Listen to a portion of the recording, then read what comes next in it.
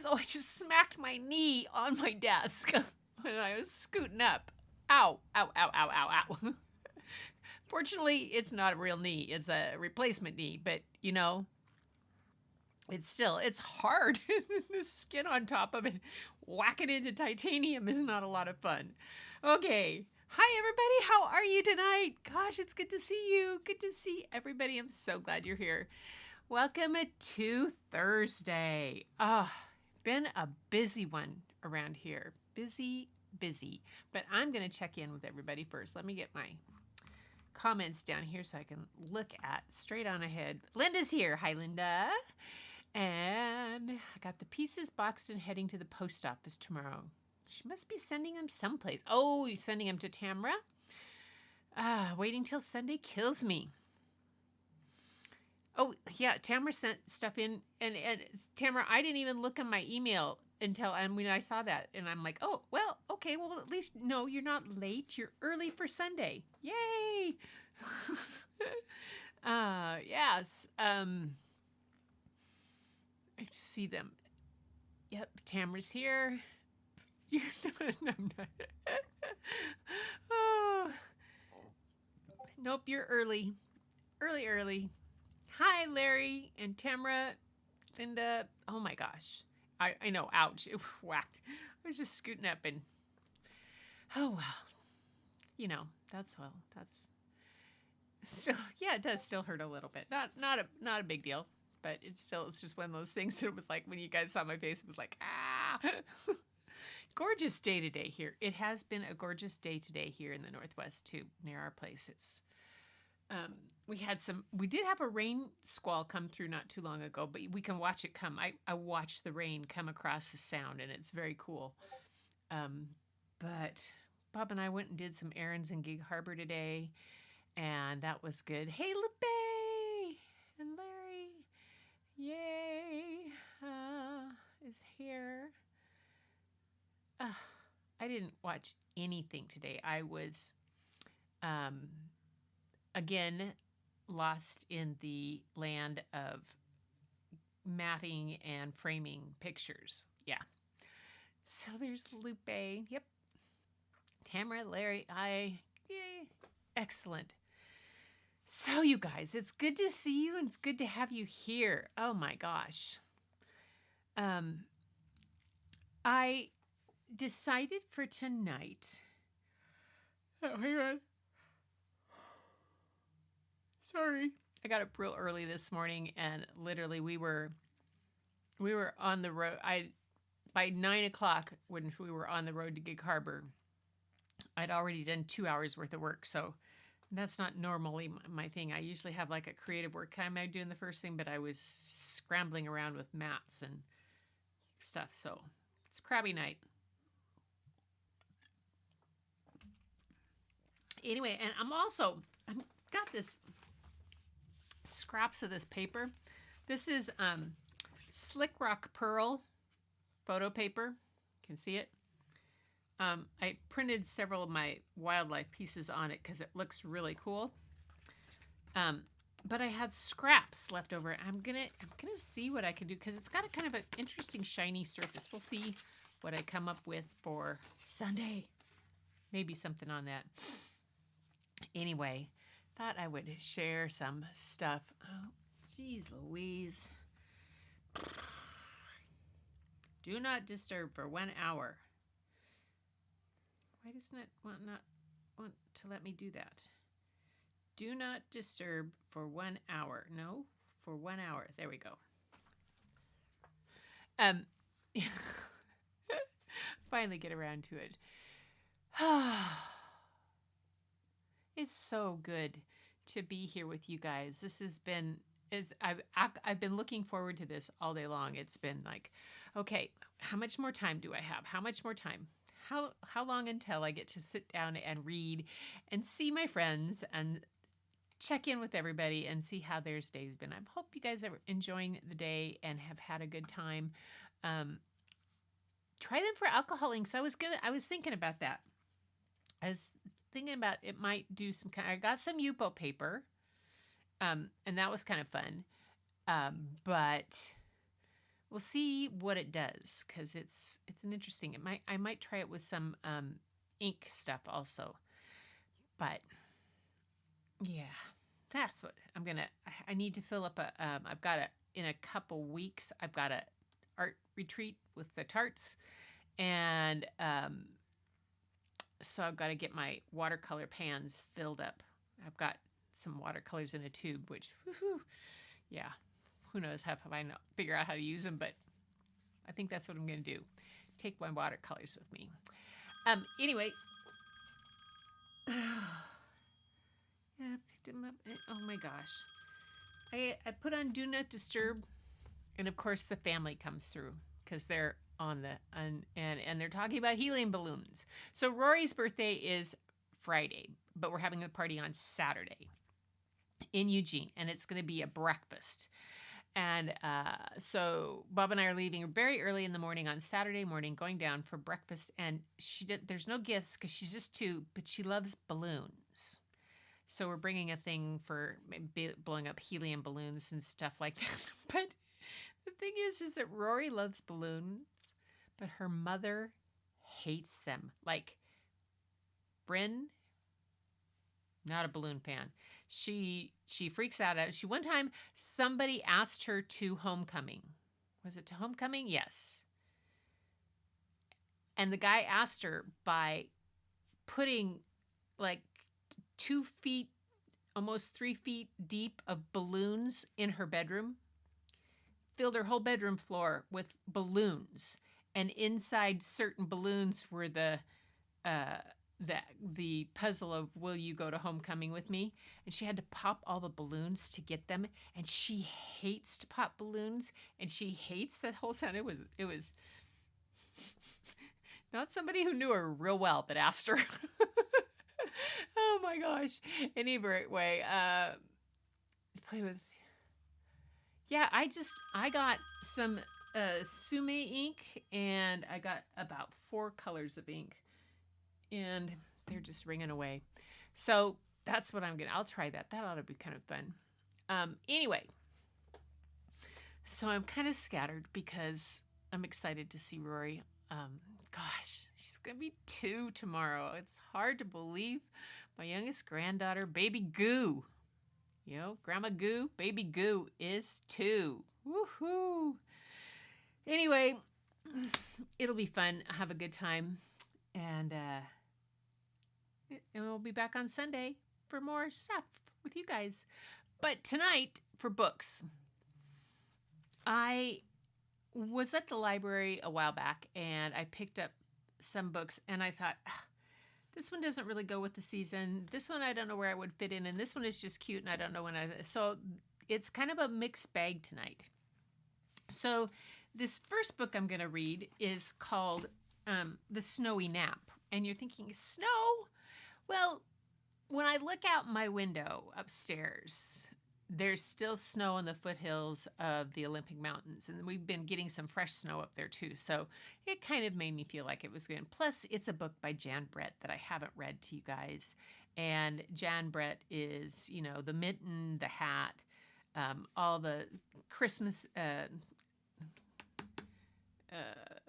elves and all that. She's the one that does Burly Oz the Bear and all that amazing artwork that you're just absolutely going to love. She's quite talented, but she writes in this book, and Hedgie, okay, Hedgie is the hedgehog in her books, okay, this little hedgehog. She was in England at one time, and they have a hedgehog rescue center, and she fell in love with him. And Hedgie is in almost all of her books. In fact, he is in all of her books. And sometimes he's a central character, sometimes he's in the border. So her artwork in her books, she does borders all around the edge that tell a story too. So on her book this time, she said, a few winters ago, it snowed so much that drifts piled up in our windows. Up to our windows. Little Snow, our bunny, was very interested in the wintry view into our backyard, and a wild rabbit was just as interested in him. The snow was so high that the rabbit came right up to our window, nose to nose with Little Snow.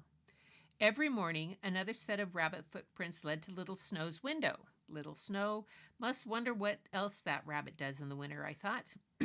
Then last summer, I was painting when I heard a loud thump. It was Little Snow's warning thump.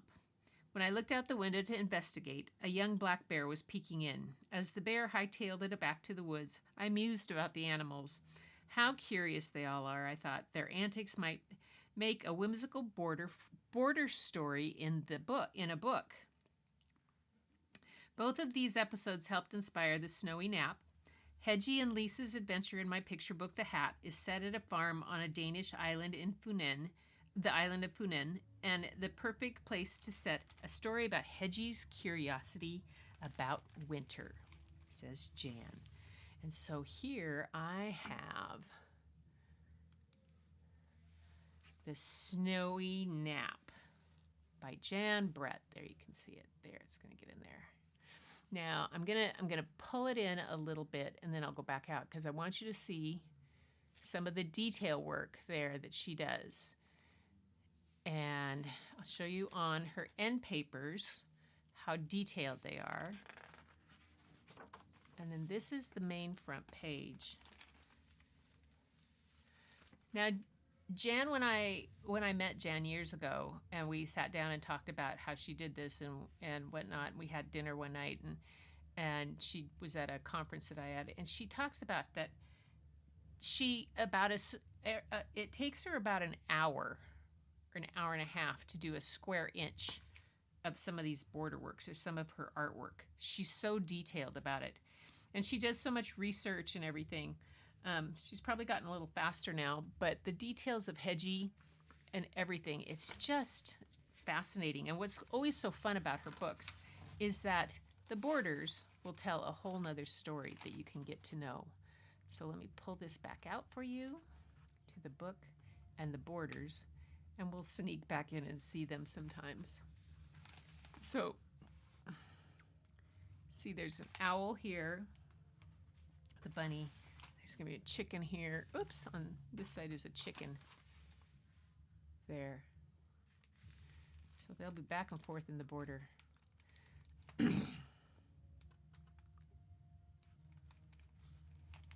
Here we go. The Snowy Nap by Jan Brett. Here we go. Flip my camera back down, put some light on it. There we go. Young Hedgie sniffed the chilly wind. Snow is on the way, he thought. I'll just take a last ramble around the farm. He did not want to miss a moment. He could barely keep his eyes open as he walked. The hens noticed at once. Time for Bitty Boy, they cackled. It won't be long before you have to hibernate, and our coop will be bedazzled by icicles. And there's Lisa. And there's some geese coming in.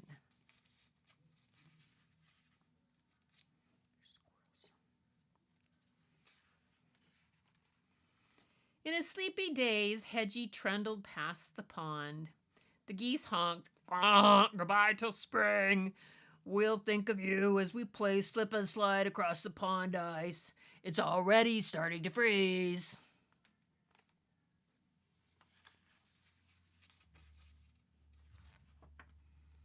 Hedgie came to the sheep shed. Nighty-night, the sheep bade. One of the sheep had seen hedgehogs on the farm head for their cozy dens year after year as winter arrived. She also was ready to tell Hedgie what he would miss.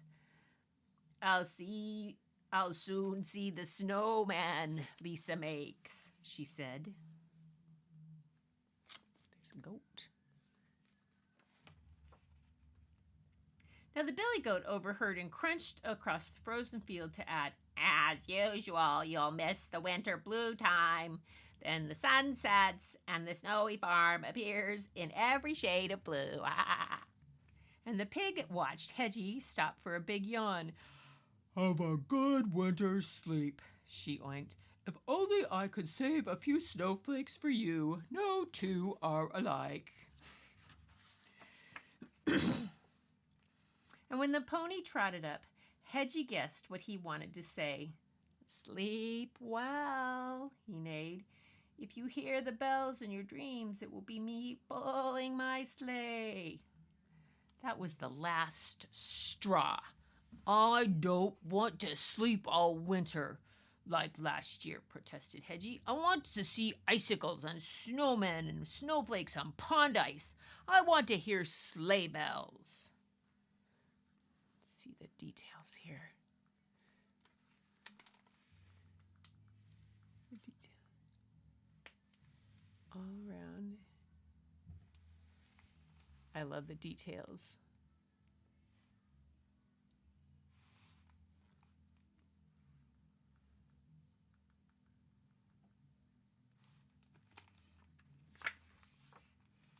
Before Hedgie could yawn again, he decided to turn around and stay up for the winter. The night grew frosty cold. Must stay awake, must stay awake, must stay awake to see winter. Hedgie shivered and his eyes closed. From the farmhouse window, Lisa saw a still shape outside in the cold. Poor little hedgehog is frozen stiff, she cried, and she bundled him up and brought him inside. Lisa put Hedgie in a tea cozy and gave him a spot by the window. That was a close call, she said. A snowstorm is on the way. You better stay in the house and warm up.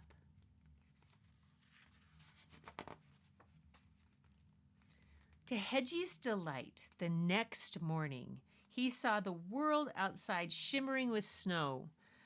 The old chicken coop sparkled like a palace. Look at that. Look at the chickens looking in the window. And then there's the goose looking in.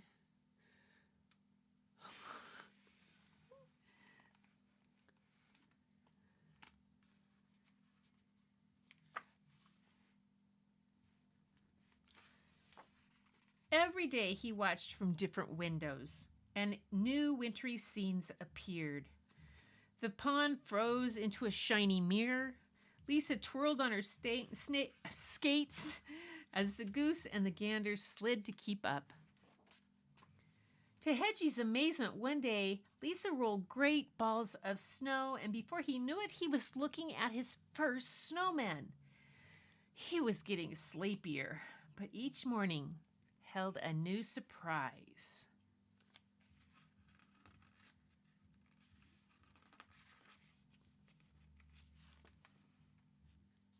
The little hedgehog was dozing when he heard the tinkling of bells. He tried with all his might and opened his eyes. There was the pony pulling a sleigh. Lisa made a snowball and tossed it in his direction. Ka-poof!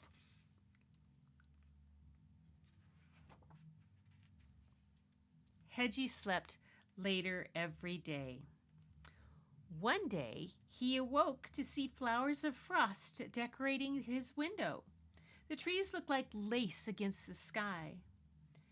I have truly seen winter, was Hedgie's last thought as he nodded back to sleep. I love this one. Look at this. Over here. All the animals looking in. And over here too.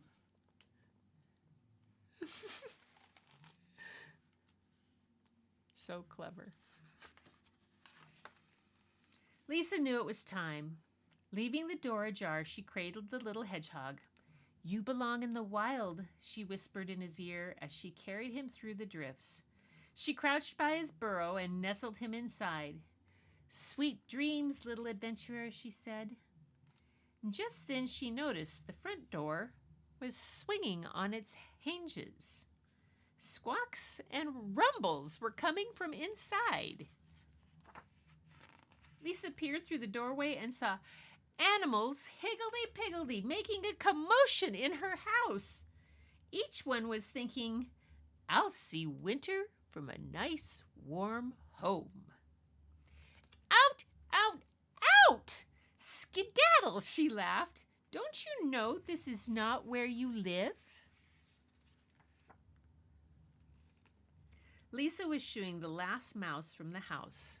Oops. What's that? There. What happened? There we go.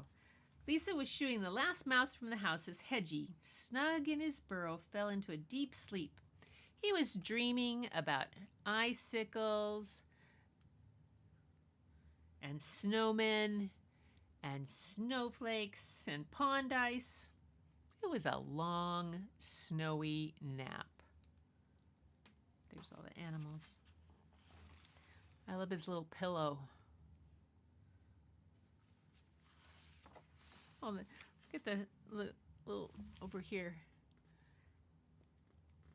Little squirrels. The owl.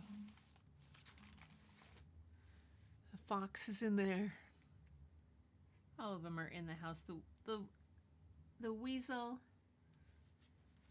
Everybody's in her house. Fun. So that is Jan Brett. I tell you, she is so talented. So talented. Her artwork is always so much fun. And it's one of those things you could read over and over and over again. And you'll still see something new. Okay, so the next book that I have, let's see what everything... Who's it? Oh, Madonna's here. Hi, Madonna. Glad to have you here. Yay. And there's Angie. Yay. Checking back. Oh, you're a kid that came to visit last night? You're not seen her for months. Oh, my gosh. Left you a present, even.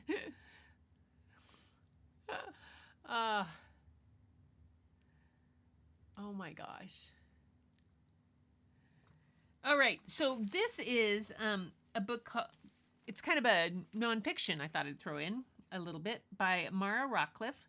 She's the author of many books for children, including the picture book Mesmerized, an Orbis Pictus honor book, Dr. Esperanto and the Language of Hope, Around America to Win the Vote, Anything But Ordinary Addie, Chick Chack Shabbat, Chick Chock Shabbat, and Me and Mama, and Big John, a Charlotte Zolotow honor book.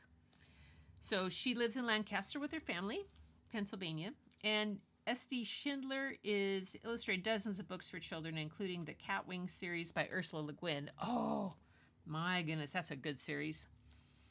And Hornbooks and Inkwells by Vera Kay. The Ursula Le Guin Catwing series is a chapter book. Lots of things. And he lives in Philadelphia. So this book is called Jefferson Measures a Moose. And I checked it out, so I have to read it to you. It's kind of cool. I like it. Let's see. We'll go back to here. Jefferson Measures a Moose. It's a great one about how measurement came about and things like that. It's kind of a little bit of history here. Thomas Jefferson loved asking questions about numbers. How much would a horse eat? How far was an hour's walk? How long did it take to grow a pea? He loved peas too. Very different artwork on this, but still kind of historical, fits the time. Jefferson jotted down numbers everywhere he went. He counted strawberries. He measured trees. He knew how much it cost to see a monkey and how hot it was in Philadelphia on July 4th, 1776. One day, Jefferson opened a new book. He loved books, too. The book was by a very famous Frenchman named Buffon. Buffon said America was a terrible, miserable, and cold, damp place where nothing good could come. Que horreur. I don't know. Lennon knows how to do that. Que horreur. French. According to Buffon, birds in America did not know how to sing. Dogs couldn't bark, and all the animals were just too small. Oh, Jefferson was baffled by Buffon. How could he say how big animals were in America? Had he measured them? No. Had he weighed them? No. Had he even seen them? Not at all. Buffon had never even visited America, not once, but he was Europe's greatest expert on natural history. If he believed in chirpless chickadees and puny pigs, then so would everybody else. Jefferson was already quite busy with the Revolutionary War.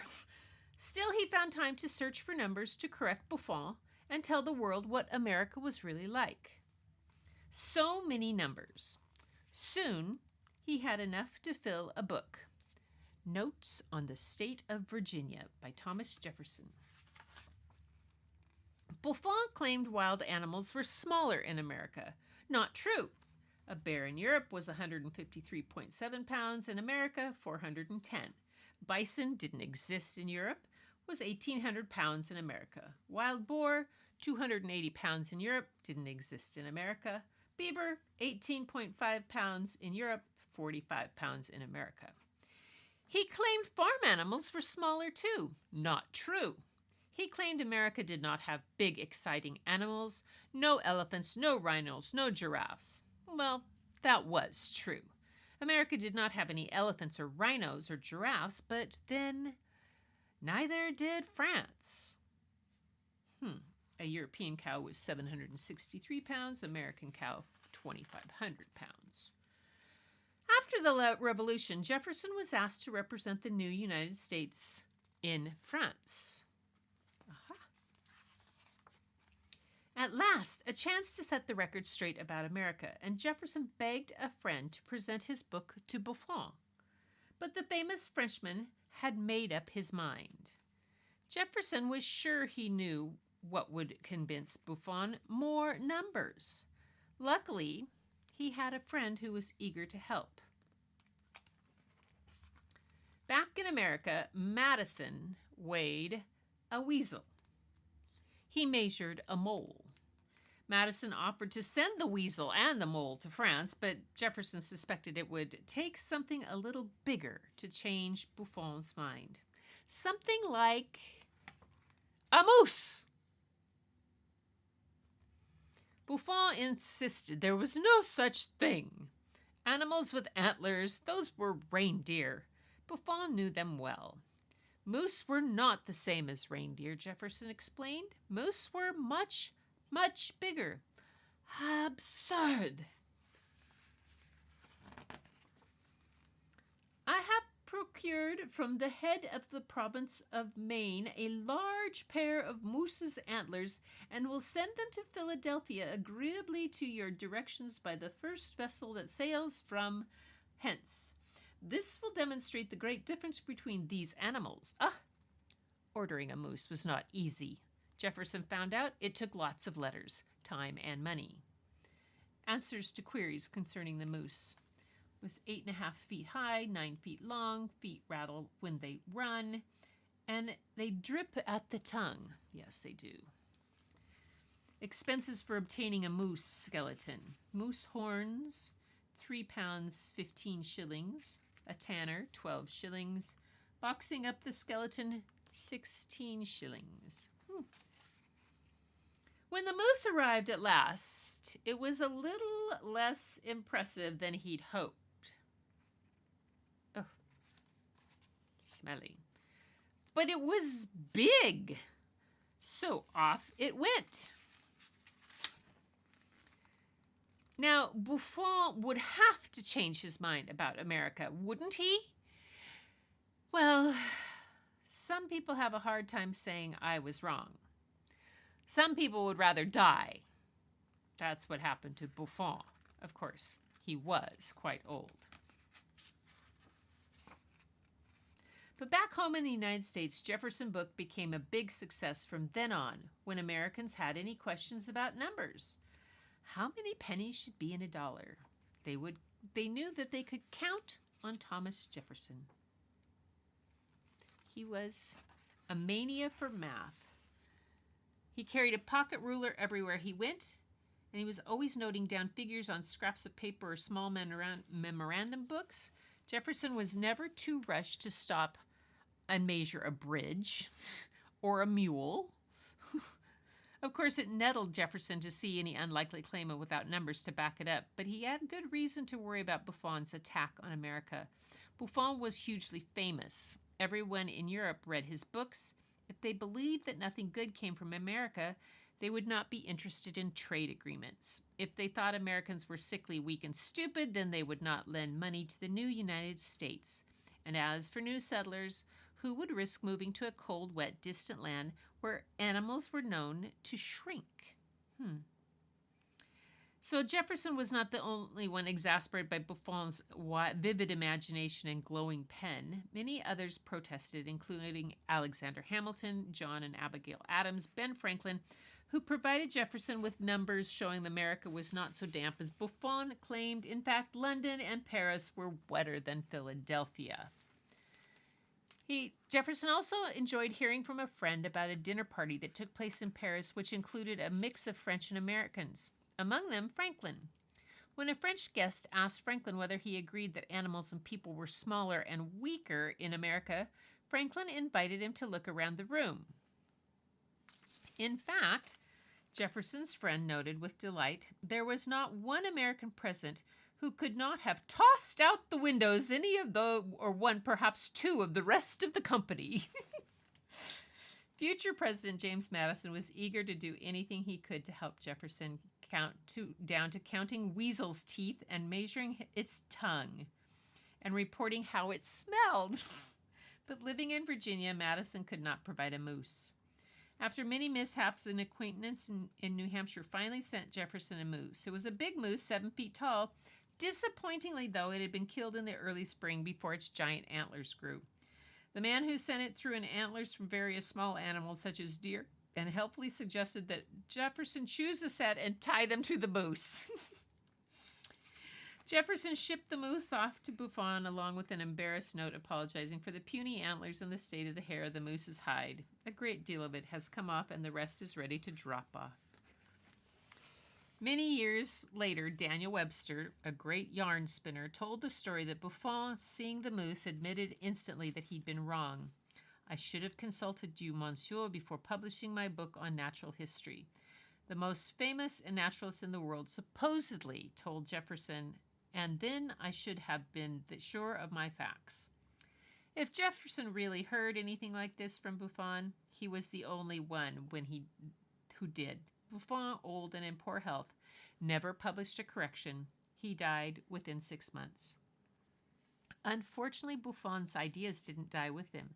They went on spreading for years, and Jefferson went on searching for a new way to show once and for all that Buffon had been wrong. Fossil skeletons provided that a relative of an elephant, the mastodon, had once roamed America.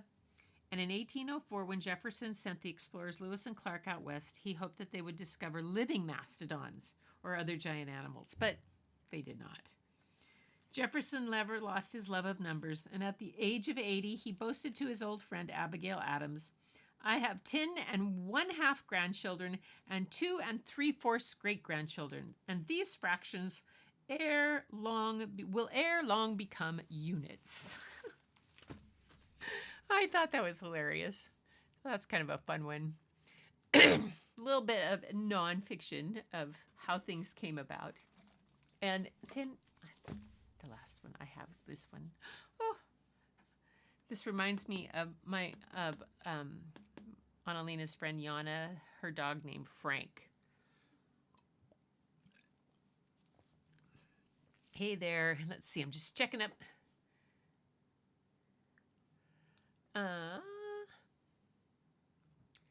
Back. I wonder if that's where the expression buffoon came from. When I read that first, I thought of that. Kind of flashed through my mind, but you brought that back to me, Angie. Yeah, I wonder, buffoon. Probably. Yeah, Jefferson was he was pretty fascinating in some of the things that he was obsessed with. I said, you didn't, Tamara, you know, you didn't screw up anything. You're just early. You're on top of things, which is yay. Moose are so, oh yes, moose are huge. I have photographed a few. And they're, like I think I've told you guys, I have,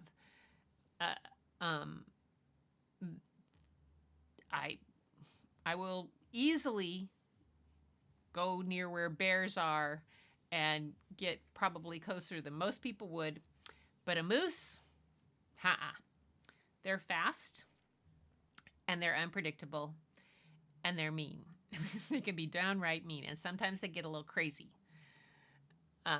They're huge. They're just ridiculously huge. The ones when we were in Yellowstone a few years ago, and it was in the winter wolves, and it was cold, and there was about 4 feet of snow on the ground, and the moose was walking through the snow, and still he still had at least 4 feet of clearance. I mean, couple feet of clearance between the top of his legs and his belly, and then it went up from there. He was huge, huge things, just crazy big. All right. Oh, that's endangered. Okay, this little book is called I Will Love You Anyway, and it's by Mick Inkpen and illustrated by Chloe Inkpen. What a last name, Inkpen.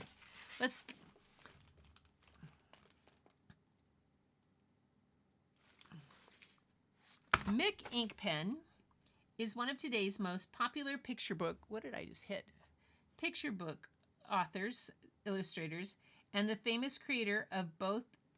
What did I hit that's making all that? Oh, I know what's going on. Both of Kipper and Wibbly Pig series. He's won the Children's Book Award for Threadbare and the British Book Award twice for Penguins Small and Lullaby Hullabaloo. Wow. And Chloe Inkpen grew up surrounded by picture books and has a natural gift for storytelling.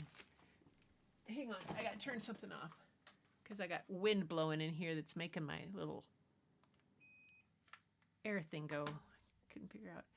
I might need some more light. See if the sun's going down and I need some more light. Maybe not.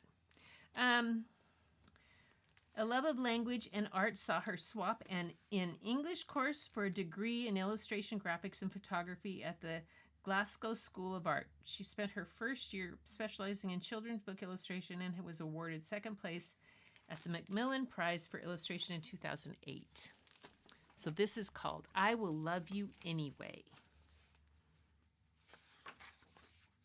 Come on, behave. There we go.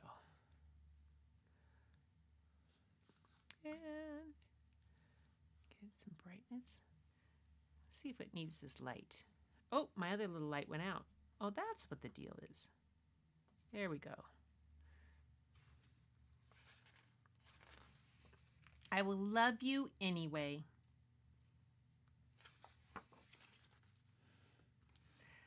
I lick your face, I bite your leg, I nip your paw, your finger, paw your head. I scratch the carpet, bash the chairs, dig the sofa, mess the stairs. I steal your glove, I steal your shoe, I steal your socks. They smell of you.